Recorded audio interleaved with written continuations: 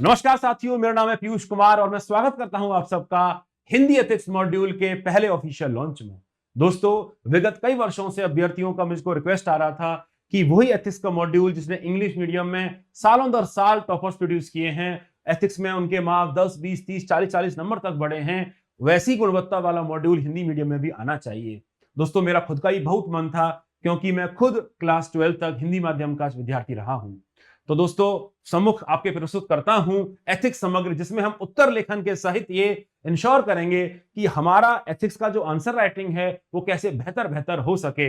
Exam का जो demand है, सिविल सेवा मुख्य परीक्षा का जो डिमांड है, जिसमें आपसे ये जानना चाहता है यूपीएससी कि एथिक्स को आप चारों तरफ कैसे देखते हैं, करंट अफेयर में होने वाली चीजों में आप एथिक्स को कैसे खोजते हैं, कैसे आप अपनी आंसर राइटिंग में विभिन्न आयामों को खोलते हैं, क्योंकि हमारा जो उत्तर लेखन है वो ना केवल बहुआयामी होना चाहिए बल्कि उसमें विश्लेषण होना चाहिए। वही विश्लेषण जो ना केवल एथिक्स से प्रेरित हो बल्कि प्रैक्टिकल भी हो, जिसमें हम प्रशासनिक डायमेंशंस भी दिखा पाएं। तो दोस्तों, इन्हीं सब बातों को हम विस्तृत रूप से कवर करेंगे हमारे एथिक्स के समग्र मॉड्यूल में, जिसमें उत्तर लेखन शामिल है। दोस्तों, ये वही मॉड्यूल है जिसके इंग्लिश वर्जन ने सालों साल टॉपर्स प्रोड्यूस किए हैं। आप देख सकते हैं, अनिकेत रंजन हुआ सिक्योर्ड 48 रैंक, इनके 34 मार्क्स बढ़े थे। मोहित रकबाल ने भी 34 मार्क्स बढ़ाए और काफी सारे टॉपर्स ने, जैसे मोनिका का एग्जांपल ने 132 नंबर इनको आया।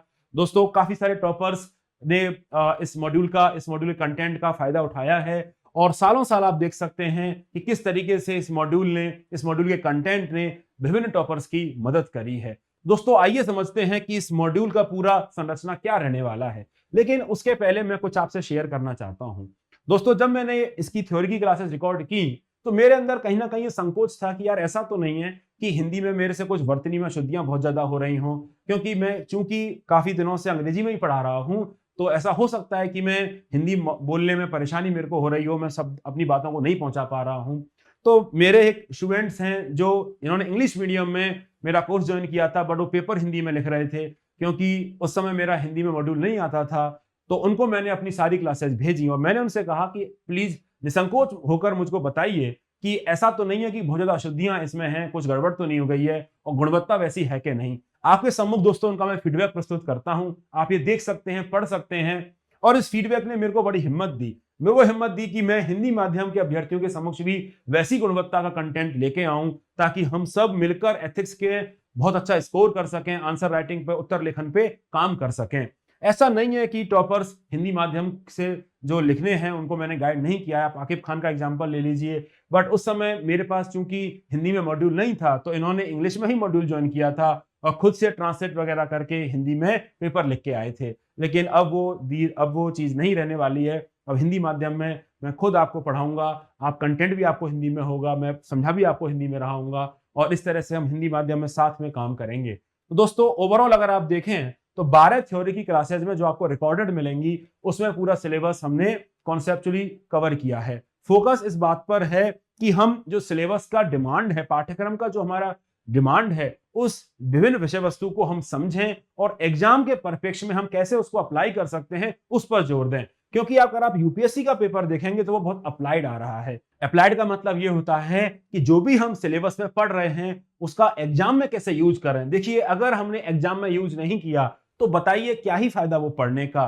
तो दोस्तों, उन 12 थ्योरी की क्लासेस में हम बिल्कुल पाठ्यक्रम को कवर करेंगे। आप वो लेक्चर्स अपने पेज पर देख सकते हैं और उसके बाद dedicated both for section A और सेक्शन बी, यानी केस स्टडी और सेक्शन ए में जो क्वेश्चंस आते हैं उनकी हम टेस्ट के थ्रू तैयारी करेंगे। दोस्तों, टेस्ट आधारित तैयारी मेरे मॉड्यूल का बहुत अहम हिस्सा रही है। आप किसी भी मॉड्यूल को देखिएगा जिनसे टॉपर्स निकले हैं, उसमें डेडिकेटेड मिनी टेस्ट होते हैं। इन मिनी टेस्टों के थ्रू ही हम सीखते हैं कि हम क्या गलती कर रहे हैं। क्योंकि देखिए, हम जो मर्जी चाहे पढ़ लें, लेकिन अगर हम जो पढ़ रहे हैं उसको आंसर में ना ला पाएं या आंसर में विभिन्न आयाम को ना खोल पाएं, अपना जो एथिक्स का आंसर है उसमें विश्लेषण ना कर पाएं, तो कैसे बात बनेगी। और इसीलिए वो टेस्ट पहले आप सॉल्व करेंगे, फिर हम लाइव डिस्कशन करेंगे। ये वाला जो कंपोनेंट होने वाला है दोस्तों, पूरा लाइव होने वाला है। ये वाला जो कंपोनेंट है वो रिकॉर्डेड है, बट सारे के सारे जो 6 मिनी टेस्ट हैं सेक्शन ए के और 6 मिनी टेस्ट हैं केस स्टडी, वो हम लाइव करेंगे। लाइव करने से फायदा ये होगा दोस्तों कि हम जितनी भी कमियां हैं उनको सीख पाएंगे, उन चीजों पर काम कर पाएंगे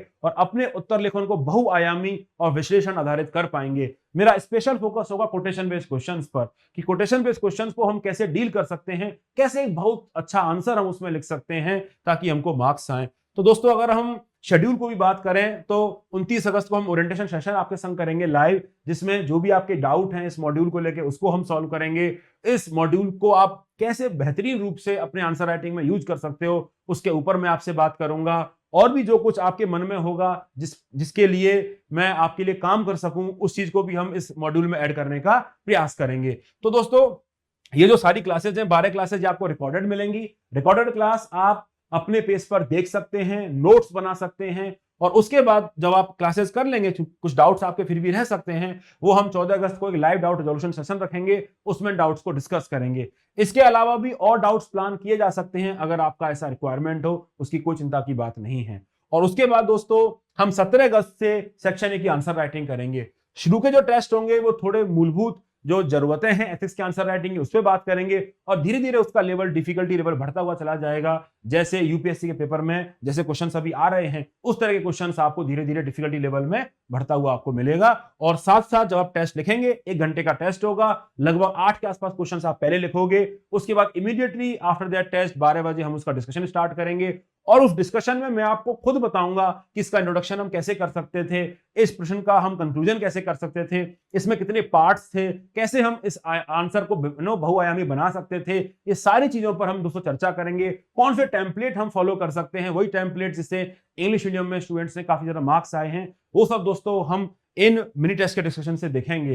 तो सेक्शन ए की आंसर राइटिंग दोस्तों 17 अगस्त से शुरू होके हम 23 अगस्त तक 6 दिन लगातार 6 मिनी टेस्ट करेंगे, और उसके बाद आपको गैप दिया हुआ है रिवीजन के लिए, ताकि आप इन टेस्टों को एक बार फिर से लिखें, क्योंकि नेचुरली जब हम पहली बार करेंगे तो हो सकता है चीजें आपको याद ना हो सकता है कि भाई एक बार में समझ टाइम लगता है, कई बार समझने में कंटेंट बहुत डेंस होता है, तो आप उस चीज को रिवाइज करके मैं कहूंगा फिर से प्रैक्टिस करें, और फिर हम केस स्टडी हम नेक्स्ट मंथ जाएंगे, ताकि इस चीज को कंसोलिडेट आप कर पाएं, दोबारा से आंसर राइटिंग कर पाएं, और फिर दोस्तों हम केस स्टडी स्टार्ट करेंगे। केस स्टडी लगभग 1 महीने के बाद हम शुरू करेंगे। इस 1 महीने में पूरा का पूरा थ्योरी आपको रिवाइज करना है, सारे मिनी टेस्ट आपको रिवाइज करने हैं, दोबारा से लिखने हैं, और फिर हम केस स्टडीज में उसका एप्लीकेशन देखेंगे, और केस स्टडी में सिमिलरली 6 टेस्ट आपके केस स्टडीज में भी होंगे।